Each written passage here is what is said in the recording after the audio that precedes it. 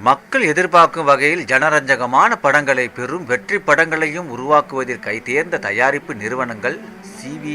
குமார் அவர்களின் திருக்குமரன் என்டர்டெயின்மெண்ட் மற்றும் கோ. ஞானவேல் ராஜாவின் ஸ்டுடியோ கிரீன். தற்போது திருக்குமரன் என்டர்டெயின்மெண்ட் தனது 14வது படத்தின் தயாரிப்பை தொடங்கியுள்ளது.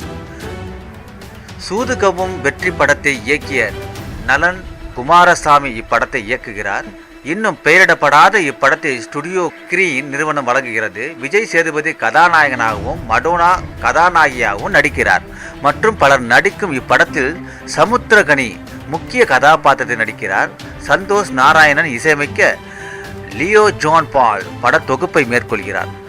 தினேஷ் கிருஷ்ணன் ஒளிப்பதிவை மேற்கொள்கிறார். இன்று முதல் இப்படத்தின் படப்பிடிப்பு சென்னையில் தொடர்ந்து நகரின் முக்கிய இடங்களில் நடைபெற உள்ளது.